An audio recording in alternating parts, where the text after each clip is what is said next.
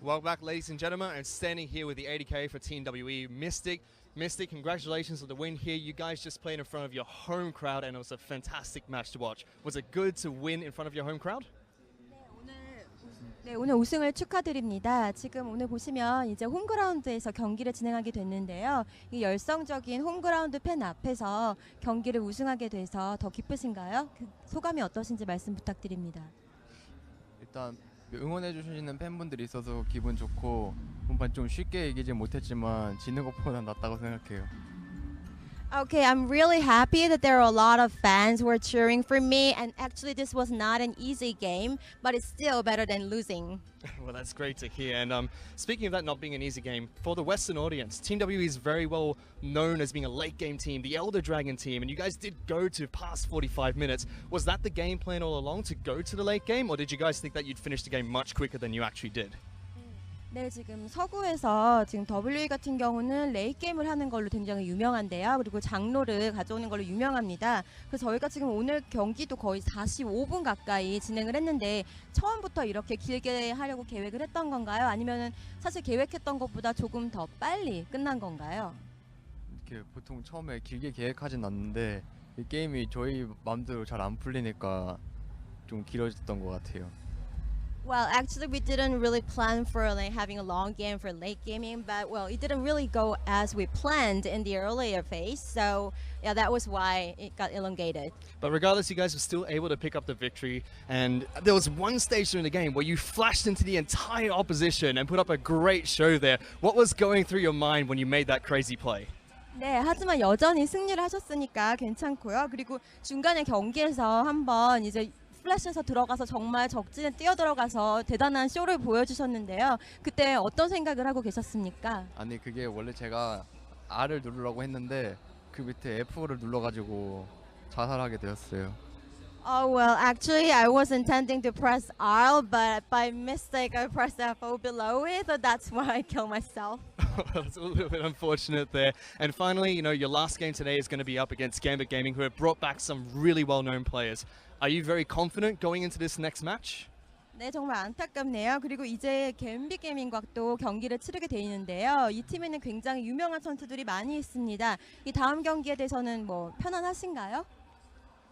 일단 첫 판을 해본 결과 저희가 아주 긴장을 너무 안 될 것 같고 좀 더 집중해서 저희 경기력을 좀 더 끌어올려야 이길 수 있을 것 같아요.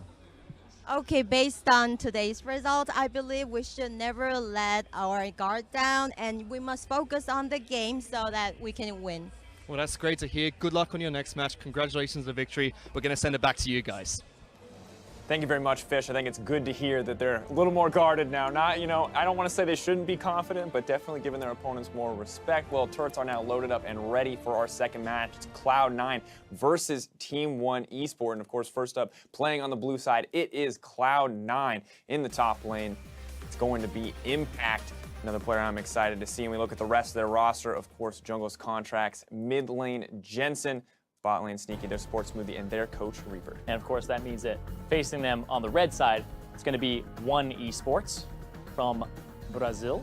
We're going to see top lane is going to be Vert. Jungle will be Forlan. Mid, they'll be starting Brewster. They do have two mid laners. Bot will be Absolute. Support will be Redbert. And coach will be Neki. And it's interesting when we look at these two teams, despite coming in as number 3rd seed, Cloud9, they start the leg of this tournament. They got a little bit of confidence, I think, to say the least. They look pretty sure of themselves. Confidence or confusion. There was a fair amount of Twitter banter. Jensen was saying he doesn't know who he's playing coming into the tournament after the group draw result. He was confused, so it was a little disrespect, a little bit of fun. It's hard exactly to say. Exactly, but at the same time, if that's serious, then that's a big red flag. Oh, yeah. We just saw what happened in that last game where WE almost got taken down by Lion. So Cloud9, they got to be a bit respectful of their opponents here because they could get taken off guard in BO1. And honestly, in contrast, Team 1, they're used to getting disrespected. These guys have been the perpetual underdogs in the CB law, but you cannot deny the results that these guys have put up. Yeah, this is the thing, is this is an opportunity for them to step up because a lot of Brazilian fans are like, this isn't Pain, this isn't Red Canids or, you know, even INTZ for them. So one came in, a single split. They don't have that large of a fan base. This is an opportunity for them to kaboom in the tournament and get themselves a lot of fans, get themselves a little bit of momentum back home. Yeah, and of course, it's the same thing. You might be able to shut up C9 a little bit too. Have been slightly disrespecting their opponents. It's not just that Jensen tweet. There's Impact had a tweet. There was an interview by Sneaky. The whole team a little bit had this little air of arrogance in a sense. And while you don't want to read too far into it, I'm sure some of it's having fun. It did have a different vibe to it than a lot of other teams coming into this tournament. Yeah, and that's the thing is, a North American team, you know, sometimes they get a little confident and they get smacked down in Worlds. It's been a very common thing that's happened, but Cloud9 actually have some of the best North American results, making quarterfinals very frequently, only missing out only a few times, actually having the best international performance at Worlds for NA. Hey, and I think if there's anything we've learned for that game one, it pays not to underestimate your opponent. Well, that's going to do it for us. Let's send it over to Captain Flowers to get us into game two. Thank you, Dracos. I'm still Clayton Captain Flowers Reigns, and I am still joined by Andrew Vedius Day here for the second game of Worlds 2017. Now, game number one was a lot closer than a lot of people expected it to be, and it was a ton of fun to watch. And now we'll have to see if game number two is going to be just as entertaining. I'm expecting it to be just as entertaining because coming into the play-ins, there were two groups where I thought the top seed could be upset. The first one is Group D, where it felt like how strong is Hong Kong attitude compared to some of the other regions like Turkey and Japan. And the other one is Group B, because Cloud9, for sure, they're definitely looking like the favorites. It's difficult to challenge that. But you look at some of the competition that's coming in, Direwolves looking extremely strong domestically. They've got a lot of young players. They seem to be adapting a lot to the current meta and playing extremely well, whereas Team 1, they seem to have their own unique meta that took their region by storm. They're all about playing the 1-3-1, the split push, and I'm fascinated to see how that stacks up against Cloud9 and how well Cloud9 have prepared coming into this play, and given the air of confidence they seem to demonstrate on social media. All right, getting into picks and bans here for the second game of the day. Cloud9 on the blue side. Team 1, they're on the red. Bans coming out from Cloud9, Tristana and Sejuani to start things off, as Elise is banned out by Team 1. Now, one of the picks viewers at home need to be aware of is Olaf for Forlan. This is one of his most successful junglers, 8-1 during the regular season, and it was banned away almost all the time during playoffs away from the jungler. Very big comfort pick for him. He seems to have a lot of success on it, and we're going to see if Cloud9 respects it or if they think they have an answer. It's like the Rift Rivals meme that I was making before game number one that we almost got cut off and I couldn't finish, but just in case there wasn't enough conversation about that already, do you respect that pick that isn't really a thing in your home region, but you want to disable it from this team that might be able to do some amazing things with it? And Cloud9 says, no, we're not worried about that. We're just going to play to the game that we planned on. Trist, Sejuani, Kalista, Syndra, Thresh, and Elise all banned away, as Xayah is first picked by C9. Now, one are more than happy to pick themselves the Cogmore, but they're going to go for a blind pick powerful mid laner to get Bruiser on just a little bit more control, but this is giving away a very powerful bottom lane to the opposition.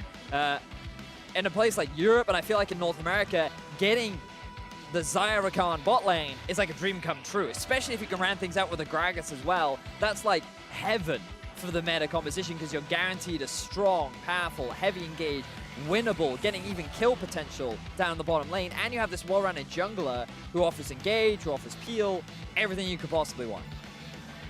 How will Team 1 respond to this? I kind of want to bring up a quote from Talkers, another one of the big names in the CB LoL, talking about Team 1.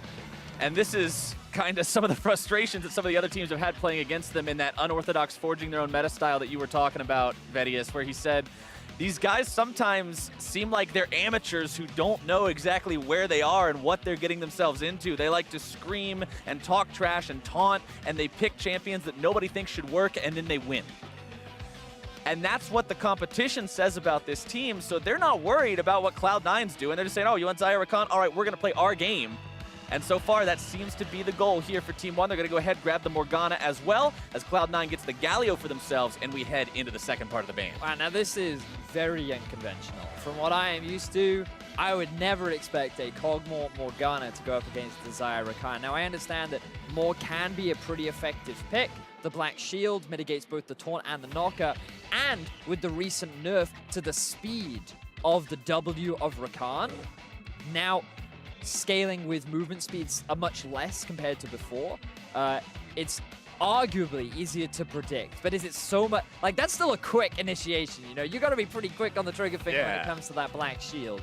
So we'll see how well Team 1 can play in terms of their 2 versus 2, because C9's bottom lane, they had a great performance in the gauntlet, and I'm looking at them to be one of the big carries coming into this game. Really like the Orianna ban coming out from Team 1. That is one of the comfort picks for Jensen, something that we've seen him carry countless numbers of games on in the NALCS before. He will not be allowed to do that this time around. Jarvan also going to be banned out by 1. Cloud9 takes Trundle off the table, and they've got one more ban to throw out before Team 1 gets their next pick. Where did they decide to focus this one? How exactly do they want to deal with it? Looks like Mundo. Now that is a big respect ban over to Vert. During their final, Vert brought out the Mundo, I believe, twice during that series, and it was pretty annoying to deal with. Very split push heavy, very much drawing a lot of attention. People thought that with Bramble Vest it would be a big answer. Well, when Vert plays it, it doesn't seem to be. So definitely showing an element of respect towards the Brazilian representatives. And here we go, Vedius, another carry jungler going to be locked in here. We got to see the Lee Sin in game number 1 coming out from Lion Gaming. Now Team 1 Esports picking up the Nidalee for themselves, going up against Cloud9. Now this is a risky composition, Flower. Yes, they it have is. no real front line for the They side have no quad. any kind of front line, real or imaginary. None of these guys are Do tanks. you know what they do have, Flowers? Double unsensor. If you guys have checked out my recent picks to watch, one of the things I covered in there was the Nidalee, which has been bringing out more of the supportive style playstyle. Contracts himself brought it out during playoffs or the gauntlet, one of the two, but he's definitely familiar with the build. And when you have double AD carry, who wouldn't want that second answered sensor coming out to give you that strong mid-game spike? Cloud9 going to grab their own jungler in that Rek'Sai for contracts, and now we might get to see that LeBlanc go through for these guys, and it looks like they will lock that one in for Jensen. Ooh, exciting, exciting. And I love this from Team 1. Remember that the Galio was locked in at the end of the first rotation, yet one said, okay, you know what?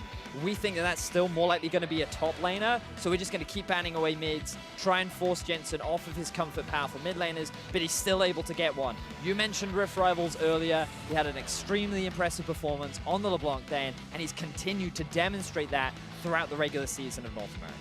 Not surprised to see Team 1 lock in the Gnar as their final pick here. They like to split push. You already said it. The top lane is how they like to play their games, and putting Vert on a champion that's capable of doing that is all in the game plan. So you can already see the 1-3-1 coming out from Team 1. Very much the style that they have had so much success with within their region. You send Lucian off onto one side lane, Gnar off to the other. You get yourself a healthy man and magic resistance to deal with the LeBlanc.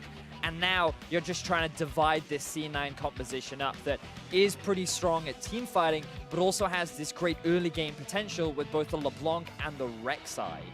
Rek'Sai has been rising in popularity recently, and I'm excited to see him in the hands of Contracts, who to me comes across as this jungler who can and likes to make early game plays, especially set up Jensen for success when he's on these assassin style mids. Yeah, there's so many things up in the air now that we're wondering who's going to step up for Cloud9. Like, this team was a team that throughout the course of the regular summer split, Jensen was the one who had to do a lot of the heavy lifting. And then we got to see Sneaky really show up during the gauntlet, especially against CLG. Had some amazing hero plays there. But Impact's also another guy that I want to keep my eye on this game, Vedius. Because if you're going up against a team who wins through split pushing, who wins through getting the top laner ahead and having that kind of pressure, well, your top laner needs to be able to deal with that. Exactly that. And we had a lot of chats, Captain Flowers, about Impact's performance, how it was fairly mixed during the regular season. It seems to get better throughout the second half of the split, and then coming into playoffs and the gauntlet, he seemed to really come into his own. He really did seem to have, ironically, a significant impact on the performance of Cloud9. And we'll have to see if he can keep that impact up as they go up against Team 1 Esports, Cloud9's first game here in Worlds 2017. And like the analysts were showcasing on the desk, Cloud9 doesn't seem too intimidated by the prospect of their opponents here during the play-in stage. They seem to be pretty confident in their ability to win on this one. I mean, Jensen's quote about, "I still don't know who I'm playing against," after watching the play-in draws. What surprise! Oh, you're playing against Team 1. There you go. Well, looks like you're playing up against Team 1, specifically Brewster here on the Lucian there in the mid lane. Jensen's LeBlanc, always a lot of fun to see. maybe he can go off, carry this game, do some amazing plays of his own, but he will have to go through Brewster to do it. So let's talk a little bit about some of the matchups that we're going to have, because from a player perspective, we've got a lot of exciting players. We've also got a lot of exciting champions showing up in this first game. Like the Nidalee coming out from Forlan. This guy, young player from CBLOL, but a big playmaker, very cocky. What you will see from him is that he likes to yell at his opponents. Just like we heard from Talkers. Yeah. They yell and they scream and they taunt. Exactly, but this guy specifically, when you watch his player cams in the finals, every time his team gets a kill, he's up, he's bumping around, he's like, yeah, yeah, do you see that play, do you see that play? This guy has a lot of confidence, and he rides a lot on tempo and advantage and pressure. And Nidalee is a great champion for being able to get that, especially against tanky junglers, because you run into the enemy jungle, you steal away all their camps, and the tanky jungler cannot trade against the early game skirmishing that a Nidalee can provide. But a Rek'Sai, not quite your conventional early game tank, can really match some of the early skirmishing power that Nidalee is looking to provide. Along with what we're expecting to see based on champions, I also want to touch a little bit on summoner spells, because we do have some mismatches this game. Teleport from Jensen's LeBlanc there in the mid lane. Sneaky and Smoothie getting very aggressive at level 1. Smoothie going in there with the grand entrance, but you've got Teleport compared to the Ignite on the LeBlanc compared to the Lucian there in mid lane. And bottom lane, Smoothie's packing Ignite on this Rakan, but over on the other side, it's Barrier for Absolute. The heal is on Redbird. And this was something we were talking a little bit about in Game 1, the rush of on sensor. The point of this build, down in the bottom lane, be going for the Relic Shield. The Relic Shield, the name I always forget, basically means that you can just invest more gold into your support. Remember, Janna last game had like an 800 gold lead on the enemy support. Well, silly. It's going to be even more significant when you're having all this investment. And the barrier heal is just to give even more peel for the Kog'Maw. But the thing is about this whole composition is, yes, you have the 1-3-1 coming up, but you also have this amazing siege potential, because assuming that the Nidalee does go for the Unholy Grail plus Unsensor build, her E heal that was nerfed on, that was slightly buffed on this patch, plus the attack speed steroid that it gives to your AD carry, you just melt towers. You melt them so quickly, and it just makes your your tower sieging that much stronger. The one thing you also got to worry about is these early ganks that might be getting set up here. Contracts very patiently waiting. Jensen going in, not going to find success with the chain there. Flash into the knockup. Contracts looking to make this one happen. Jensen with a flash of his own, but Cloud9, 2 summoners down, and they won't get the kill. Granted, they do get the flash. Seems a little over-eager there from Jensen. He misses the charm. He's able to proc the passive from his Q, and he still thinks that he has enough damage to be able to get the kill. Maybe he forgot that he was running the teleport rather than the ignite, but either way, they will get the flash out, potentially setting up for another gank onto Brewster later on into the game. Brewster doing a good job surviving in that one. Binding flying out there towards Sneaky. Not really going to be finding the mark just yet. Contracts and Jensen with both flashes down means that these guys are going to have to be a little bit more cautious for now. Smoothie and Sneaky still pushed up here in the bottom lane as Forlan coming around from behind. Binding finding its way onto Sneaky. Maximum range on the spear, but Sneaky gets himself away anyway. Cloud9 still going to be on the losing end of that trade. So Forlan, he tries to make his own early game plays happen in the bottom lane. Good binding coming out from Redbird, but it will only get the heal out from Sneaky. Still has the flash, and once he gets level 6, it's going to be just as difficult to gank him. But look at the mid lane. Smoothie and Contracts already there, looking to punish the flashless Brewster. And I feel like this is just so reminiscent of Rift Rivals for me. I remember how much time was invested into the middle lane to set up Jensen for success. When he plays champions like the LeBlanc, C9 is all about trying to get him a lead and make him the primary carry of Cloud9. And it's that much easier to be the carry with a champion like LeBlanc, when if you look at this enemy team, Vedius, you got 10 summoner spells per team per game of League of Legends, and this game, not one of those 10 is exhaust, meaning when Jensen goes in, he's going to be able to find the damage, provided he hits the chains. And that's a very squishy team. Even with a Gnar in the mini form, you're still not the tankiest player, which means that Jensen, he has a lot of options in these fights. Typically, one of the big things that LeBlanc struggles with in team fights is that these frontline tanks make it difficult for you to get onto the backline, and you get CC'd up every time you jump in. Well, if you jump in, the only real CC you need to be aware of is the Morgana binding and the ultimate from Gnar, which means that that's actually not that much CC at all. So you have so much room to play around in these fights that Jensen, if set up for success, can have a huge impact. But I'm still keeping my eyes on this top lane. And remember, Team 1, they specialize in playing 1-3-1. They're not about team fights. That's not where they find success. They're about making sure that their top laner, Vert, is in a position where he can carry from the side lanes, and they can play this 1-3-1 or 4-1 playstyle, where they've demonstrated a lot of comfort. Vert a little bit behind there in the top lane right now, 38 to 43 CS compared to Impact's Galio. But the big story of CS that I'm talking about right now, Vedius, is the mid lane where Jensen has a 20 advantage over Bruiser. We talked about how Jensen and Contracts were a little over-eager trying to get that kill for the first blood, but even though they missed out on it, the control they took over mid lane has really been paying off. You know, I hear a lot about how Jensen in North America seems to be the most dominant mid laner. Largely, you see it in his CS discrepancy, but I believe that he has the highest CSD of all players at Worlds this year. This guy tends to be super dominant, but a lot of it comes from the support that he does get from his team, and he knows exactly what to do with the pressure advantage that he has. He already could, look at this, Smoothie's up in mid lane once again, and Bruce is like, I can't go to my tower, guys. This is so obnoxious. This isn't a 1v1, this is a 3v1. And he's just doing what he can to farm, but now he's at risk of a dive. Level 6 Jensen as well. Jensen scaring him off into his own This jungle. is brutal, man. So brutal. Bruiser's been set heavily behind this game. Team 1 going to need to play around the fact that their mid laner will not be at a power level that they're normally used to playing around. I would assume nobody expects their mid laner to be that far set behind just 7 minutes into the game. And now Forlan's going to come in, look to make some kind of an impact on this lane. Jensen will drop to about 60% HP. Bruiser low on mana here. Forlan going to heal him right back up, continue to shove this wave out as Contract shows up, turns this into a fair 2v2, but nobody really wants to fight it anymore. Also remember the vet up the top lane. Vert trying to flex those muscles a little bit here onto Impact. Meganar not going to be accomplishing a whole lot there, as now that he goes back to mini form, Impact returns the favor. So also remember that the thing about Lucian, he's actually very reliant on getting an early game lead. If he's not snowballing the early game, now look at this, Jensen goes super aggressive. Jensen gets a lot of damage. Even though Forlan comes up, he pretty much just shows up to keep his mid laner alive. Jensen putting so much damage down onto that Lucian. Yeah, so the thing about Lucian is he is very much about getting an early game lead, and Bruiser thought that if he goes for an early Lucian and then bans away the other mid laners, he can guarantee himself this early start, but welcome to Cloud9. They really like to shut down enemy mid laners and set up their own for success, and he is now having to deal with the repercussions of his choice because he hasn't had that same level of jungle support, especially from a Nidalee who doesn't have that CC to lock down on LeBlanc and really punish the champion for playing hyper-aggressive in lane. Sneaky and Smoothie continuing to push up here in the bottom side. Small CS lead for them as well. Speaking of CS, I do want to turn attention back up to the top side because Vert does now have a bit of an advantage over Impact 2, which is what you want to see if you're Team 1. Remember, this is the win condition. This is the guy that they're always going to be looking at to set them up for success.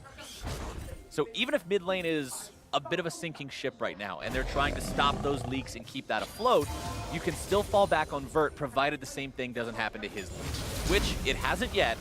So they've still got that on track for where they potentially want it. Yep, I'm sure that's what they're hoping.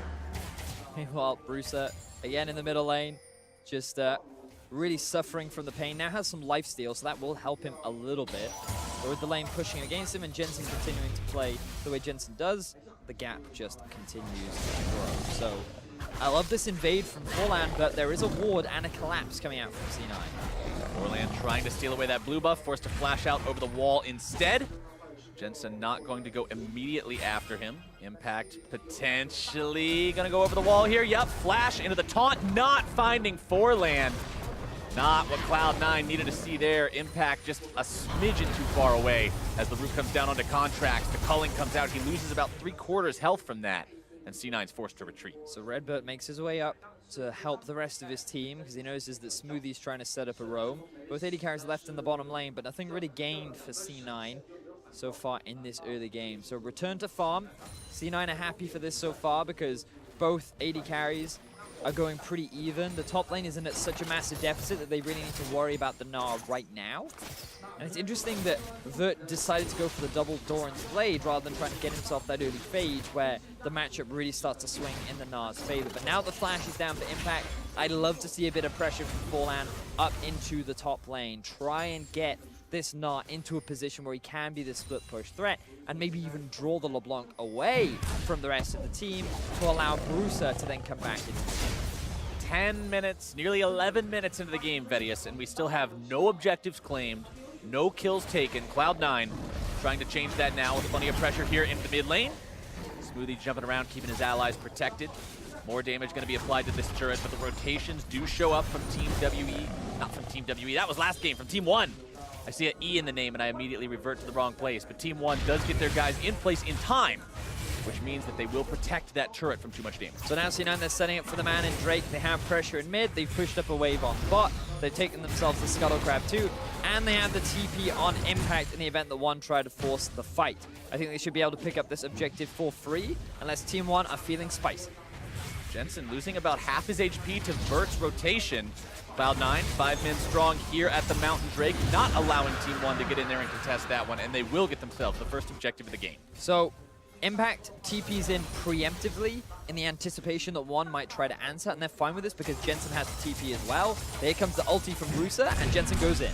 Jensen going in, finding the chain this time. Bruiser going to be taken low. The root is there. The entrance from Impact will make an impact indeed. First blood for Jensen. Now going to be taken out by Forlan in retaliation. Impact needs to find his way out of this one. Vert and Forlan looking to find this 2 versus 1 kill. Vert, plenty of damage on that Gnar. Continuing to come through on that one. One last auto attack. The boomerang is going to be sidestepped, and the charm for the reversal for Contract. Forlan tried to give the kill over to his top laner. He wanted to set up Vert for success, but then Contracts comes out at the clutchest moment. The follow-up from Smoothie as well provides enough CC to lock down Vert, enabling them to get the turnaround kill.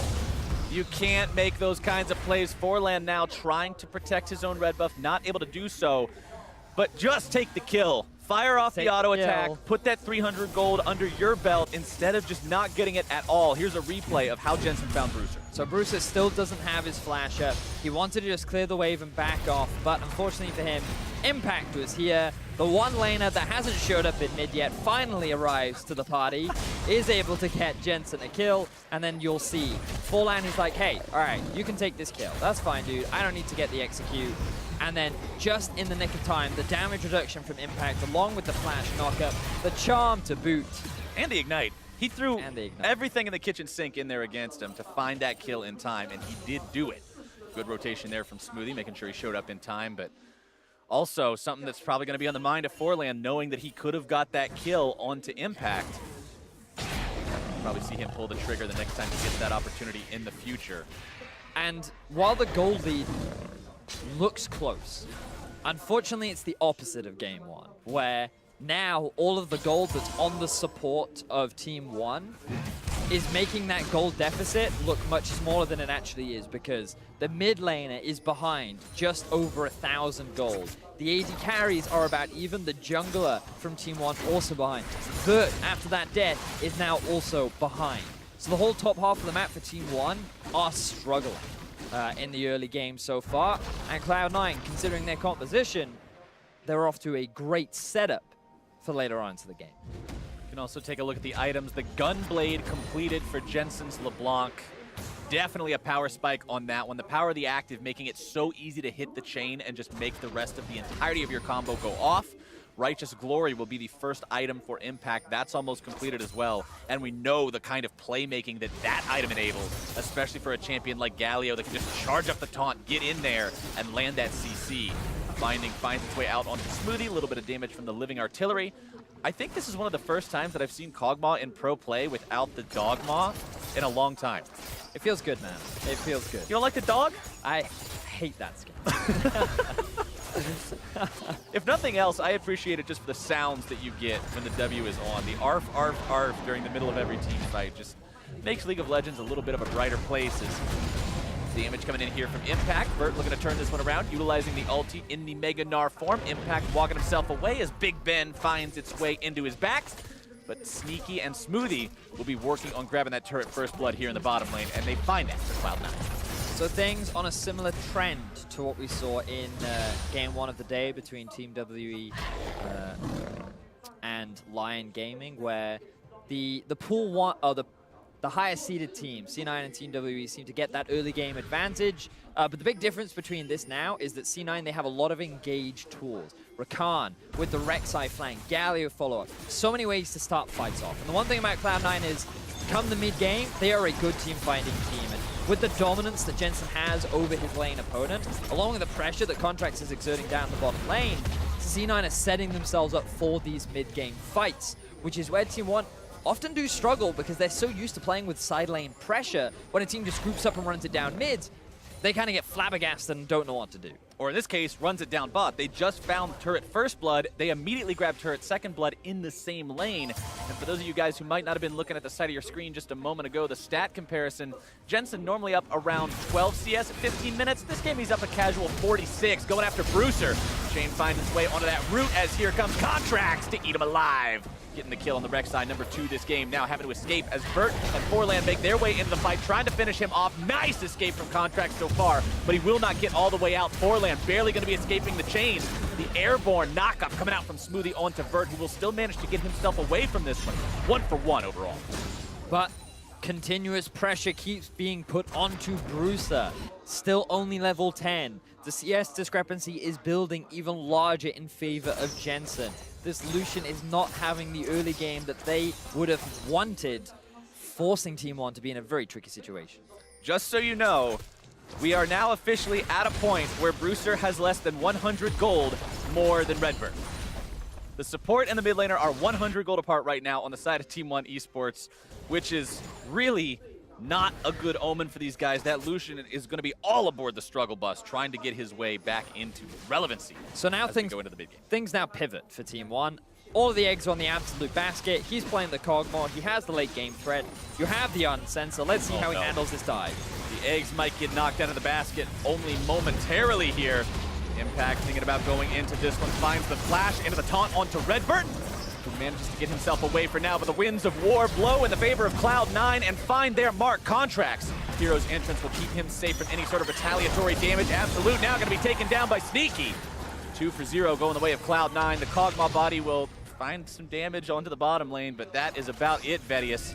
And Cloud9, they are not slowing down. They know how much stronger Jensen is right now. They can feel the gold advantage in their pockets, and they are forcing Team 1 to respond. And Team 1, rather than just concede the objective, they're trying to find avenues back in, but they are consistently falling short. C9 coming off exceptionally strong in Game 1 of their debut at the World Championship. And this is what CBLOL fans were worried about. This is why many of them were not ecstatic about Team 1 being the representative for the CBLOL here at Worlds 2017. They wanted to see one of the teams with the longer standing legacies taking their place. They were worried that Team 1 might not be up to the task, that their inexperience might end up getting the better of them. I mean, this is a very young team. The roster all only 18 to 19 years old. We talked about how their strategies are very unorthodox. They win through unconventional means. And does that kind of a strategy stand up against these tougher teams? So far, it's not looking like it. Exactly that. And Team 1,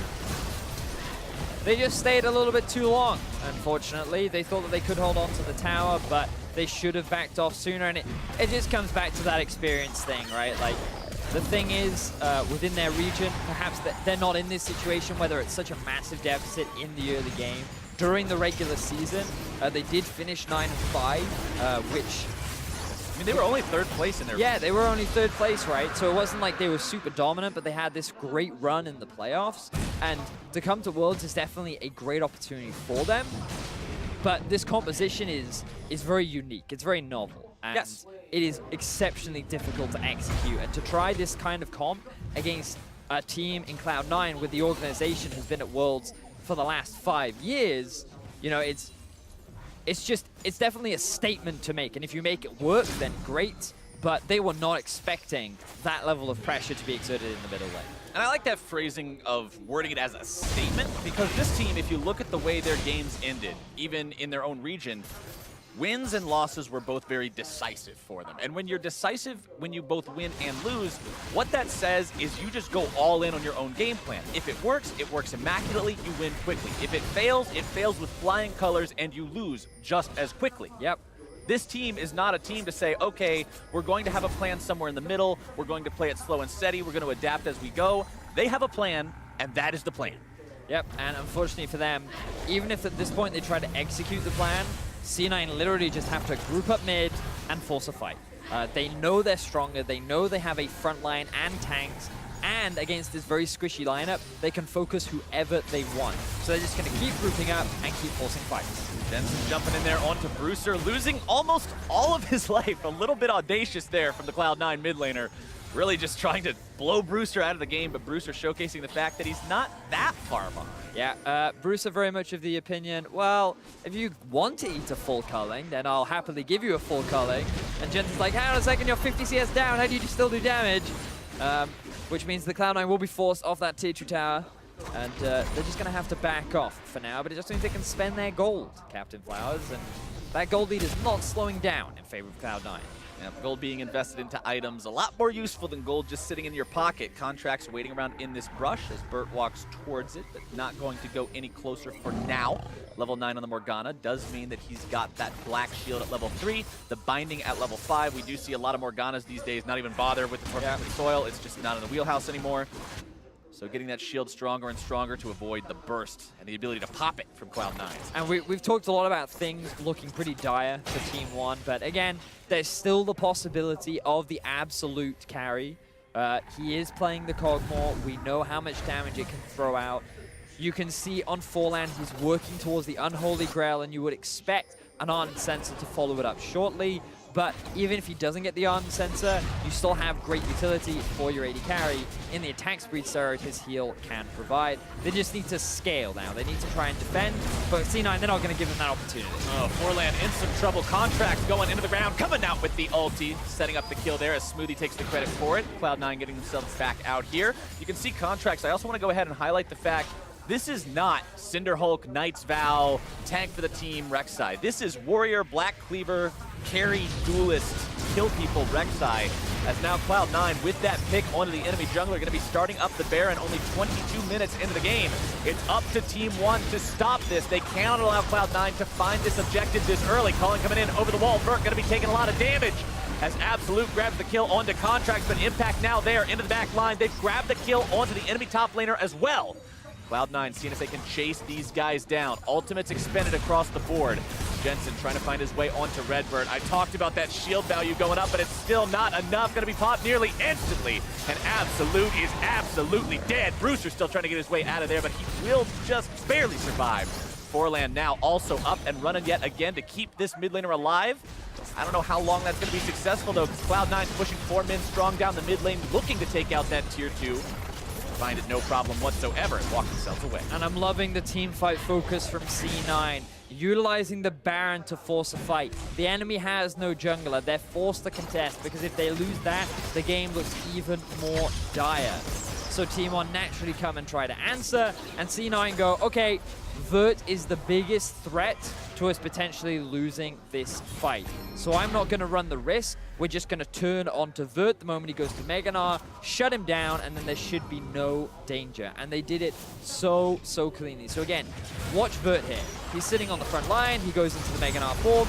Instant collapse. He is not that tanky in the early game. They can easily force him down. But what they don't realize is that Absolute is just chunking through their jungler. You talked about how he went for that full damage build, and he ended up paying for it in that moment. But when it's only a Morgana and a Cogmore versus a LeBlanc, C9 can very easily chase this one down and at the very least get themselves an objective to add to the 3 kills they put themselves up. More success for Cloud9 means we're at the point in the game now, Vedius, where they have a 6,000 gold lead, as well as a 6 kill lead and 2 Drakes up over their opponents, 5 turrets to 0. All the metrics you can measure the game by going in the favor of Cloud9. Adaptive Helm also completed for Impact, so he's going to be tanky against the magic damage as well as the physical damage from his opponents, thanks to the Righteous Glory and the Ninja Tabby. Want to go ahead and mention what you touched on there in game number 1 about the Adaptive Helm also reducing a lot of the damage from Kog'Maw, considering he is an AP damage champion when you're talking about the on-hit damage from his W, as well as just having extra AP from the Ginsu's Rage Blade, buffing up those living artilleries and just making him stronger in general with the spell casting. Adaptive Helm going to do a lot to reduce that damage output. Morello Namicon also completed for Jensen, means the burst. Oh man, it's scary. Bramble Vest 2 to just add insult to injury against the double AD carry. Impact, pretty much unkillable. Yeah. Not a lot going to be taking this guy down very soon, but speaking of stuff getting taken down, Drake number 3 goes away at Cloud9. Sneaky secures that one for the team. Means they're going to have 2 of those now. Trap. Baron is that much scarier. Redbird, ooh, just barely getting away with the blast cone. That was half his HP gone in a single hit from the chain. Jensen Plant to the rescue. looking a little terrifying right now. Everybody on Cloud9 is very scary at this point. That's true. That's Team 1 pretty much needs to find Cloud9 going too deep, like what we talked about with Jensen, trying to find that kill onto Brewster in the top lane between the 2 turrets. They need to find Cloud9 making some sort of an audacious play and punish them for it. Yes. It's pretty much on Cloud9 to lose this game now for Team 1 Esports to really stand a chance. Again, we look at the Kog'Maw and we think maybe he could be a potential win condition later on, but given how tanky Impact is and how much solid of a front line, it's going to be challenging.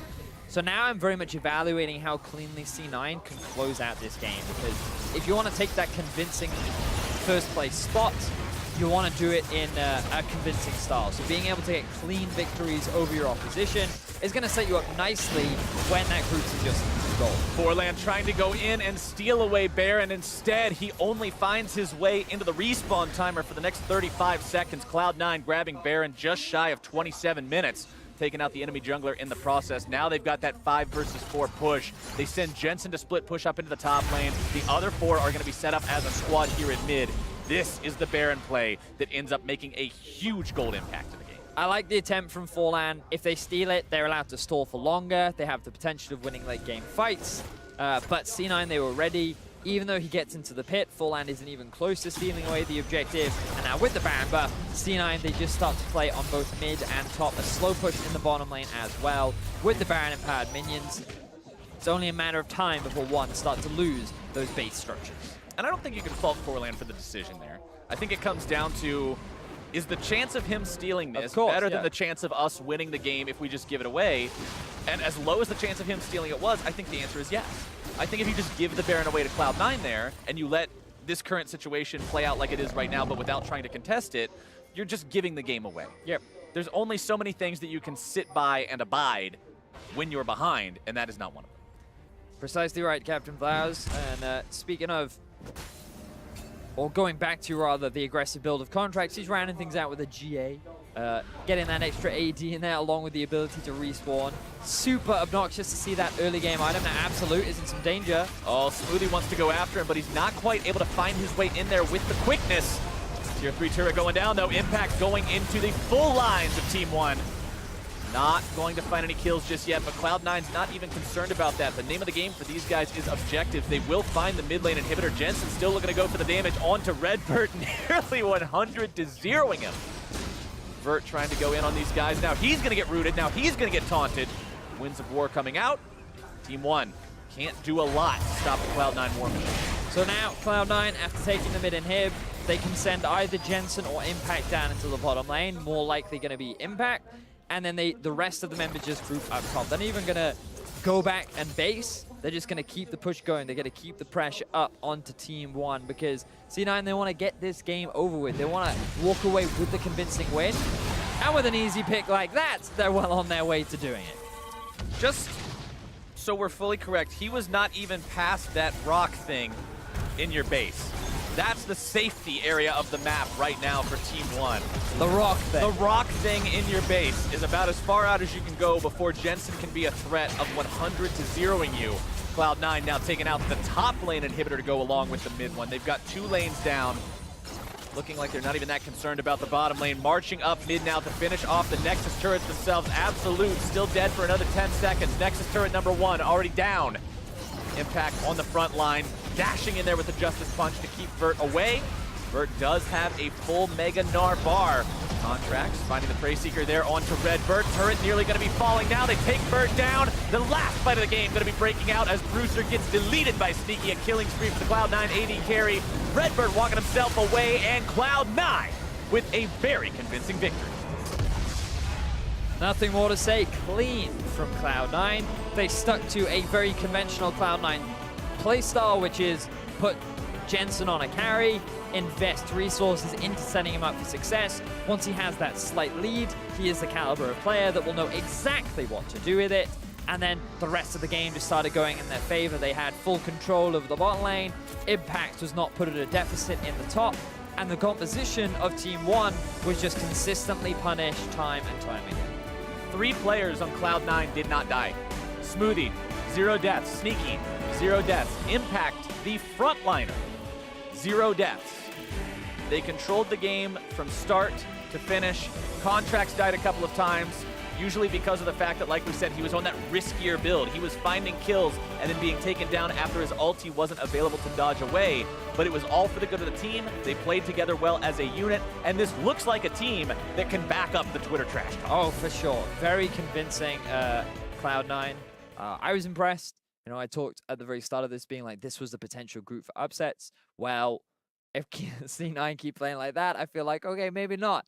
Definitely looking like the heavy favorites in this group now, and it just makes that game versus Direwolves all the more exciting later on, especially with the banter that they've been having back and forth. Exactly. And for a lot of these teams from what regions would have been wildcard regions in the past, you're looking at the games up against the Pool 1 seeds as games that are going to be the deck stacked against you. For right? sure, It's going to be difficult. You know that you're working up a hill to deal with those kinds of teams, and Team 1 will definitely have to group up and think about their strategy moving forward in the play-in stage. But to hear more about that Cloud9 win, let's send it over to Dracos and the analysts.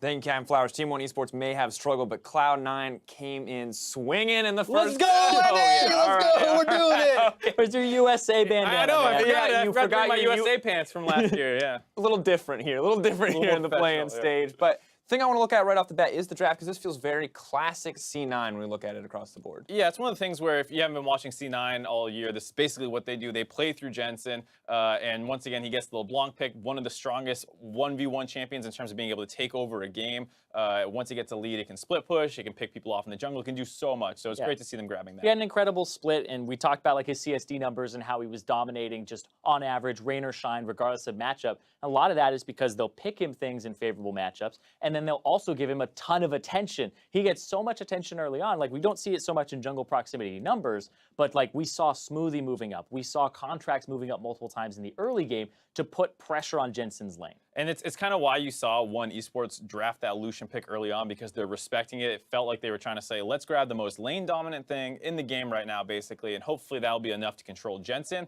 The problem with it is that's really not what One Esports is known for. Yeah, of course, you know, we know Cloud9 style, so does Team 1, and they actually respected that by taking the Lucian away, but Jensen was still able to play a good pick into it and then get attention, but One, like you said, aren't really used to that type of style. They usually play a kind of almost like a CLG type style where it's like everybody is kind of supportive of each other, right? The sum of the parts is actually more. So they actually play things with 1-3-1 compositions, and it's the teamwork, not the laning phase, that they're known for. And that's what makes it so brutal, right? Because you talked about the attention going to the mid lane. We talked about Jensen just being this all-star player. And unfortunately, when you put a player who's maybe not known for his mechanical prowess on a pick like Lucian, it doesn't always work out. And when we take a look at this replay in the mid lane, you can see Cloud9 not worried about it. More than comfortable to execute here when it comes to plays in the mid lane. Yeah. There's one of many ganks that they had thrown at this point in the game. This is the first one that's actually going to connect in a kill. Jensen leads it off, flashing in aggressively. Impact with that follow-up. That's what Zyrene was talking about, how it's not just a jungler ganking for him, it's the entire team keying off Jensen. And after Impact is able to help get this kill, the rest of the team's still playing around mid lane. Smoothie's going to move up here, as well as Contracts, make sure that they can try and keep Impact alive. Barely doing so to get that 2-for-1. Yeah, but then they're able to just zip across. Contract's able to play an aggressive jungler with a lot of AD, and they're able to kind of have some other people step up on the team. But like you said, mid lane, the big focus there. C9, this is the most important part of the map. One of our best player is there. Get him an advantage. That was 12 minutes in. That was the third gank that we had seen towards mid lane. Yeah, and when you look at the CS deficit, this is gross. This is the, like, your lane is getting crushed. This is it's My just mid so laner much gold. versus their mid laner. Yeah, and Jensen, we have to praise him for playing so well, but also, how does this big of a CS lead happen? Because a lot of this happens even before you see that first successful gank in the mid lane. Yeah, so the gank will come through, and then you have summoner spells traded.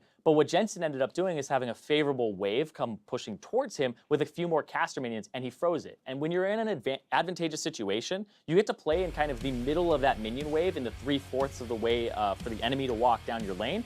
and threaten him. With the LeBlanc especially, because you can distortion chain, and if that lands on a flashless Lucian who doesn't have vision on the sides, you have to kind of reestablish vision to get yourself in a position to just break that freeze. And it's such a coordinated strategy with a pick like Lucian, because as soon as he falls behind, he becomes very weak. And Team 1 is not known for being this aggressive early game team. This is not really opting into their style, so they struggled to know, like, we need to break this freeze this way. We need to get Lucian back into a reasonable situation. And it really got out of hand so fast because this didn't feel like something that they were ready to execute on. And the thing about that exactly is, like, the Lucian pick in particular, like you said, if it gets behind or in this advantageous situation for their opponent, you don't get to, like, go to other lanes and provide CC. You don't get to go elsewhere and kind of be like, okay, I'm a Syndra roaming, right? You have to kind of break that because he doesn't offer much utility outside of damage. So he has to stay at the status quo of at least getting item breakpoints, and they were able to kind of keep him down with freezes and prevent it. Yeah, and while Team 1 Esports may have learned a hard lesson here in Game 1, I do feel like Cloud9 backed up a lot of the confidence they had about coming into the group stage. Because when you come in, we look at WE's performance against Lion, you know, very close, very contested, but Cloud9 crushed. They absolutely were able to, from that point on where Jensen built a lead, bring up this massive gold lead and snowball it out. Yeah, definitely showing that the arrogance that they were showing a little bit in their social media game, not completely out of place. And it is one of the groups, I think, that heading into it, people were more expecting this to be a battle between second and third position, just based off how teams were looking in their own region. So it's not too much of a surprise to see C9 come out here and perform very well. They just need to keep it up over the course of it and not let this one great game get to their heads. Yeah, I don't think anything kind of went to their heads in this game because they threw a lot of respect bans, the Trundle, the Mundo, things that they weren't 100% confident against in the top lane. So they're still respecting their opponents there is what we saw. I do feel like Team 1 kind of psyched themselves out a little bit, right? Instead of playing their own style, they tried to stop their opponent from playing their style. So what I talked about at the start of the day, proactivity is key in best of ones, and trying to throw your opponent off by playing your style and forcing them to adapt to you is usually the way that you'll come out on top. Well, Cloud9 are going to be playing against a very proactive team later in the day in the Direwolves. Do we feel like this has given them more confidence? The Direwolves have to be scared. Are Cloud9 going to get Zion Rakan again? What is the most important thing if Cloud9 want to keep being successful? Yeah, it's hard to say just because this feels like kind of almost a Direwolves-y strategy where they're trying to play really aggressive. You take the Nidalee jungle, these kinds of things, and already C9 has come out and been like, well, we just smashed that style. So Direwolves, if this was what your game plan was, get ready. We are ready for it. Well, we'll find that out later in the day. Cloud9 came out on top. We're going to see who succeeds in our next game because after the break, Gambit Gaming make their triumphant return to the world stage versus Lion Gaming. But is it going to be so easy after what Lion showed us in Game 1?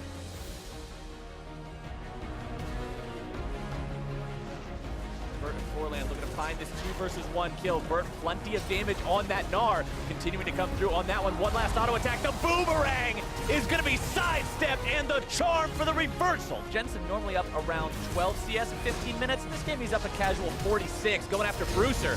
Shane finds his way onto that route as here comes Contracts to eat him alive. Jensen trying to find his way onto Redbird. I talked about that shield value going up, but it's still not enough. Going to be popped nearly instantly. And Absolute is absolutely dead. Now they take Bird down. The last fight of the game going to be breaking out as Bruiser gets deleted by Sneaky. A killing spree for the Cloud9 AD carry.